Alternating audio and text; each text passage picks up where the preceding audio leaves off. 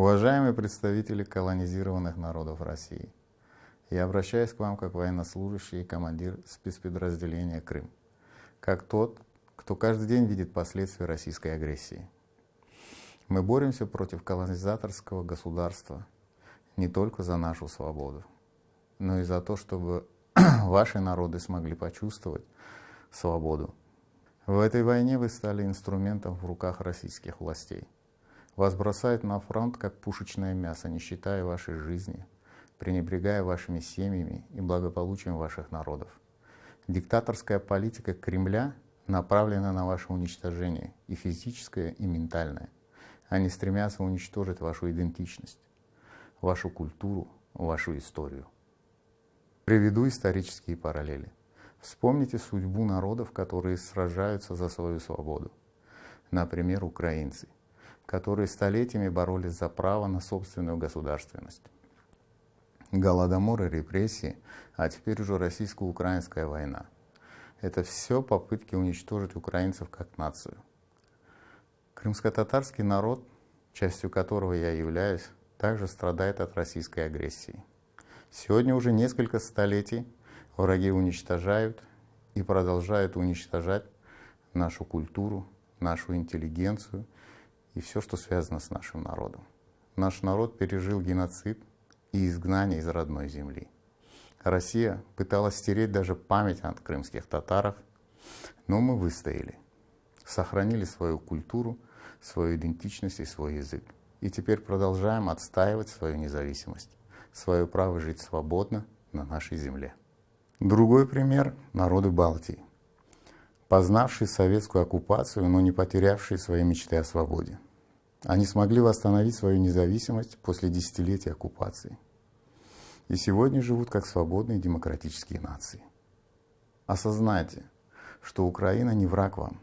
Мы боремся за свое право на свободу и независимость. И мы также понимаем вашу боль, ваше стремление к независимости и свободе. Уверен, что вы хотите возродиться как самостоятельные нации, сохранить свой язык, свою культуру, свои традиции, сохранить себя. Сегодня Российская Федерация продолжает уничтожение национальных идентичностей проживающих на ее территории народов. Вспомните судьбу чеченского народа. 2 войны в Чечне привели к массовым убийствам, разрушению инфраструктуры и городов, к принудительной ассимиляции. Российский режим стремился уничтожить не только вооруженное сопротивление, но и саму идею о чеченской независимости.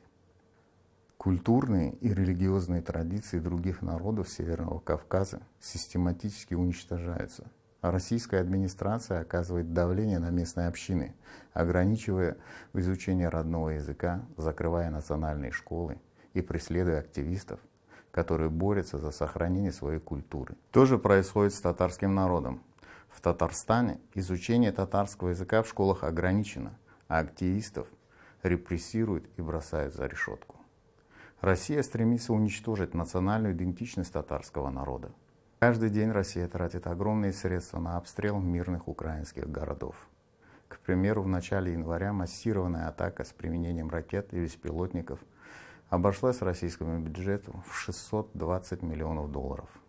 Это не менее 55 миллиардов рублей. Для сравнения, в 2024 году в российском бюджете на помощь коренным народам Российской Федерации, в частности Ингушетии, выделено чуть более 11 миллиардов, и Туве немногим больше 19 миллиардов рублей. Деньги, которые диктаторский режим расходует на обстрелы и убийства, должны быть направлены на развитие народов, земли которых пока еще принадлежат к российскому государству, на улучшение их жизни, сохранение их культуры и языка. Вместо этого российский режим и их приспешники избрали путь разрушения и уничтожения. Только на пути свободы вы можете возродиться и преуспеть. Ваша история богата героическими примерами, которые демонстрируют вашу силу и волю к свободе. Вместе мы можем остановить агрессора и колонизатора, который стремится поработить нас всех. Ваша борьба за свободу – это и наша борьба. Совместными усилиями мы можем изменить ситуацию и дать будущее нашим детям. Защищайте свою идентичность, свои корни, своих людей. Ваша сила в единстве и решительности. Мы верим в вашу волю к свободе и готовы поддержать вас в этой борьбе. Спасибо вам за ваше внимание.